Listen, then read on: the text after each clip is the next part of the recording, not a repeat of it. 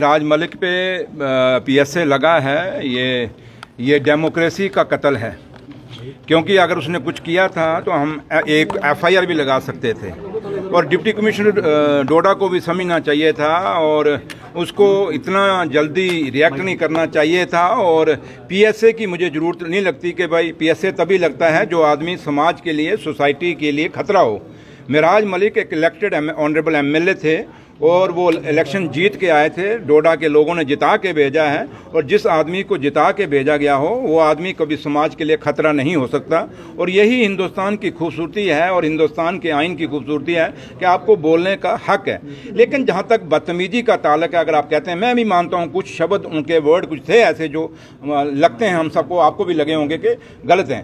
But मैं एक चीज़ आपको पूछना चाहता हूँ बीजेपी के लोगों से कि आप बड़ी खुशियाँ मना रहे हैं कि पीएसए लगा है राज मलिक पे, तो एक बात याद रखना, आज दिन उधर है, कल दिन इधर भी आएगा।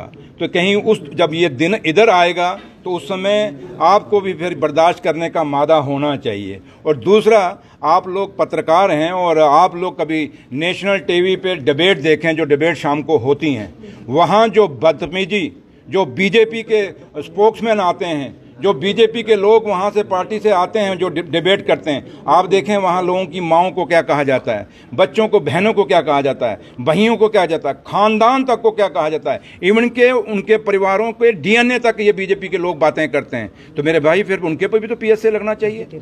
जो भी इस देश के अंदर हिंदू मुसलमान की बात करेगा, भाईचारे को तोड़ने की कोशिश करेगा या सरदारों के नाम पे कहीं इस भाईचारे को तोड़ने की कोशिश करेगा, जो भी ऐसी हरकत करना पे, उन सब पे पीएसए लगाइए। ऐसे ऐसे लोग हैं जिनको आज पीएसए की जरूरत है, वहां क्यों नहीं पीएसए लग रहे? इसलिए ये सवाल बहुत बड़ा है और ये पीएसए नहीं है महाराज मलिक पे, बल्कि ये हिंदुस्तान की डेमोक्रेसी के ऊपर पीएसए लगा है। लेकिन अभी भी मौका है। सरकार जम्मू कश्मीर, एलजी सरकार, क्योंकि पुलिस उनके अंडर है, ये डीसी उनके अंडर है एलजी साहब के, एलजी साहब को गौर करना चाहिए और सोचना चाहिए। अगर मिराज मलिक ने कोई गलत बोला है तो एक सिंपल एफआईआर भी लग सकती थी।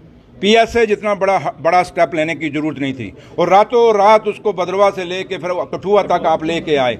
ये कौन सा, वो क्या क्रिमिनल है? क्या वो देशद्रोही है? क्या उसने कोई कत्ल किया है? क्या उसने कोई मिलिटेंट अटैक किया है? ऐसे तो आप कभी मिलिटेंट को भी लेके नहीं जाते आप। तो इसलिए ये बहुत बड़े सवाल हैं जो हमारी जम्मू कश्मीर की डेमोक्रेसी, जो सरकार आज चल रही है, उस सरकार को जो आप लोगों को समझना चाहिए। जो लोग कहते हैं कि उमर अब्दुल्ला सरकार क्या कर रही है, क्या काम कर रही है, उन लोगों को आप भी समझाएं और वो लोग भी आप यहाँ से समझें कि उमर अब्दुल्ला सरकार यहीं से सोच लीजिए कितनी मुसीबतों से निकल रही है, कितना हालात यहाँ पे हैं कि एक एमएलए को शरेआम दिन दिहाड़े पीएसए लगा के जेल में डाल दिया गया। तो आप क्या उम्मीद करते हैं कि जम्मू कश्मीर में क्या एक डेमोक्रेटिक चुनी हुई सरकार की कहीं कदर है? एक चुने हुए लोगों का मैंडेट जो आया है, उस मैंडेट की कदर क्या यहाँ एलजी सरकार के पास है? अगर है तो मैं आज भी एलजी साहब से अपील करूंगा कि मिराज मलिक का जो पीएसए है, इसको रिवोक करिए और उसको बाहर आने दीजिए।